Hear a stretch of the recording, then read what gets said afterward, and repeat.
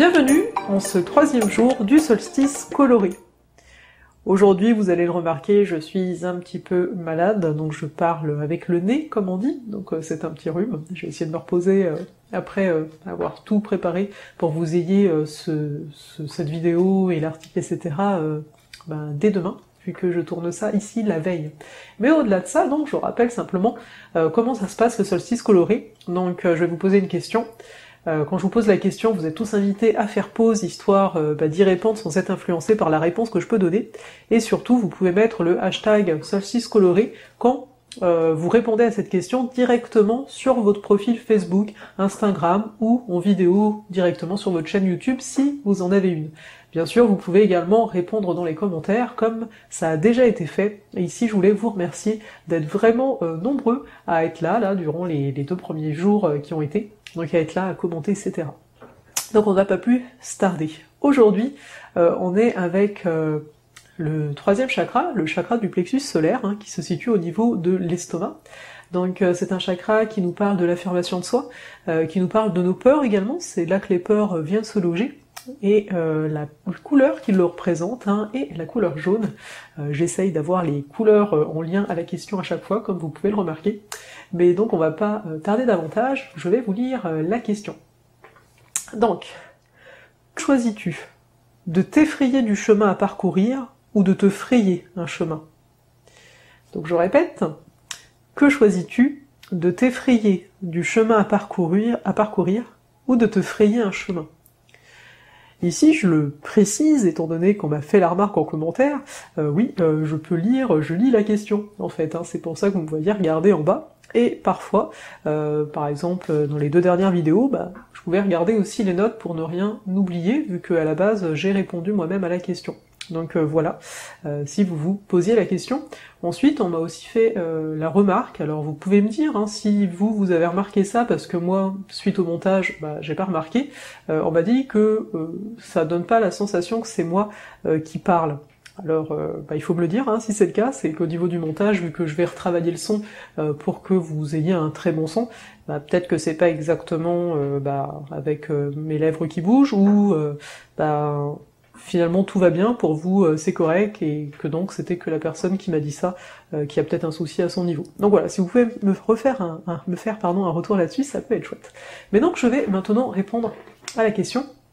Donc j'ai choisi ici cette question-ci parce que j'aime bien les jeux de mots, et je trouvais ça beau, la notion de t'effrayer du chemin ou te frayer du chemin. Je trouve ça pas mal du tout. Donc pourquoi on s'effraierait du chemin à parcourir? C'est vrai que parfois, moi ici la première, j'ai des projets, par exemple le projet d'écrire un livre, et sincèrement c'est une aventure qui paraît gigantesque. Donc oui, parfois, il y a la peur de justement de pas être à la hauteur, je pense, qui peut venir assez aisément. Et pour aller au-delà de ça, vous connaissez le truc, j'ai envie de dire, c'est vraiment de décortiquer, oui, de découper. Par exemple, là, pour mon bouquin, oui, au début, quand j'en ai parlé à mon chum, au niveau des idées que j'avais, parce qu'il me coach à ce niveau-ci, pour écrire et pour avancer, il m'a dit tout de suite, mais tu as tellement d'idées que c'est pas un bouquin, ça risque bien d'en être 3, donc une trilogie. Sur le coup, ça m'a fait très peur, avouons-le, parce que pour moi déjà écrire un livre, c'est waouh, c'est énorme, surtout inventer un monde, parce qu'il s'agit d'un livre de fantaisie, n'est-ce pas, donc un monde totalement à imaginer. Et là, quand il m'a dit il y en a 3, j'étais là, waouh, c'est énorme. Donc oui, pour répondre à la question, ça m'arrive. Est-ce que c'est ça que je choisis? Bien sûr que non.